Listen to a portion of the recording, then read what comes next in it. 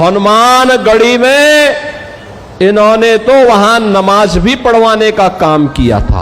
हनुमानगढ़ी की सीढ़ी में कब नमाज हुई, सिद्ध करके दिखाओ। उत्तर प्रदेश में जब भी चुनाव आता है कुछ ना कुछ मुद्दे गर्म ही हो जाते हैं।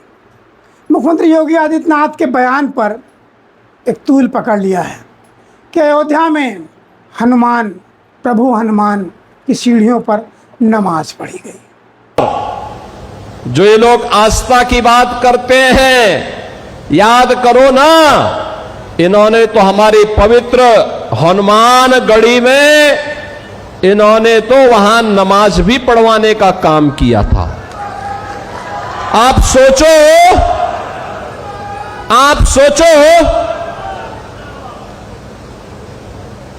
कल्पना करिए, क्या कोई जामा मस्जिद में कभी हनुमान चालीसा का पाठ कर पाएगा? क्या सरकारें करवा पाएंगी? क्या समाजवादी पार्टी और कांग्रेस करवा पाएगी?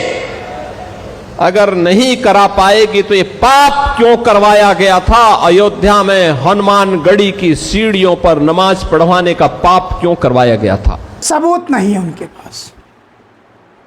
अखिलेश यादव ने सबूत मांगा है कि प्रभु हनुमान जी के, राम भक्त हनुमान जी की सीढ़ियों पर नमाज कब पढ़ी गई, उसकी वीडियो या कोई सबूत हो तो प्रस्तुत किया जाना चाहिए।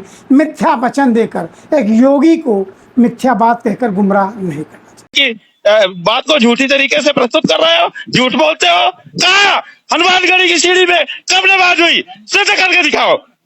नहीं तो गद्दी छोड़ो झूठ बोलने के लिए। देश के सामने अयोध्या जी जैसे पवित्र क्षेत्र में आकर के तुम झूठ बोलते हो।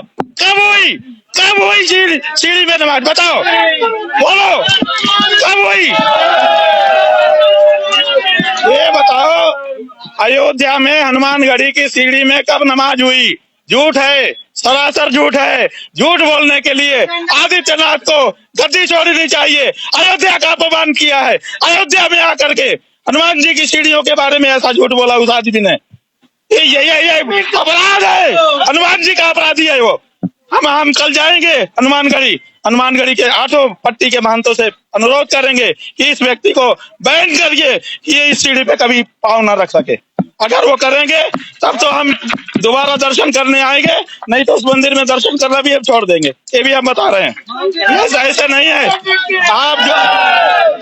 वहीं भाजपा के सांसद रहे पूर्व सांसद ब्रजभूषण शरण सिंह ने भी कहा है कि अयोध्या में हनुमानगढ़ी सीढ़ियों पर आज तक के इतिहास में कभी नमाज पढ़ी ही नहीं गई। नहीं, कभी नमाज नहीं पढ़ी गई। कभी नमाज नहीं वहाँ पर पढ़ी गई थी। ये गलत है। देखिए, मैं किसी के बयान पर टिप्पणी नहीं करना चाहता, लेकिन हनुमानगढ़ी पर नमाज पढ़ी गई ये बात गलत है। लेकिन जो लोग नमाज की बात उठाते हैं पढ़ी गई, तो उनको मालूम होना चाहिए कि इस हनुमानगढ़ी का निर्माण एक मुसलमान ने ही कराया था। आज भी पत्थर लगा हुआ है, उसने कराया था। ये बाराबंकी का कोई मुस्लिम समाज का नाम हमें संजोग से नहीं याद है, लेकिन ये हनुमानगढ़ी का निर्माण ही कराया है। वहीं हनुमानगढ़ी के महंत राजू दास ने भी कहा है कि हनुमानगढ़ी प्रभु हनुमान जी के मंदिर पर सीढ़ियों में कभी नमाज नहीं पढ़ी गई। हाँ, नमाज पढ़ी गई थी, लेकिन मंदिर प्रांगण के बाहर, मंदिर परिधि के बाहर। तो फिर आखिर मुख्यमंत्री योगी जी मिथ्या वचन क्यों दे रहे हैं, मिथ्या विभाषण क्यों दे रहे हैं? पहली बात तो योगी हैं, गुरु गोरखनाथ मठाधीश हैं, ईश्वर तुल्य हैं, उनका सम्मान है। उसके बाद सूबे के बड़े जिम्मेदार पद पर हैं, सूबे के मुख्यमंत्री हैं, मुखिया हैं, लोग उन्हें देवता मानते हैं। उस पद पर बैठकर उन्हें इस तरह की बात नहीं कहनी चाहिए थी, ऐसा जनता का विचार है।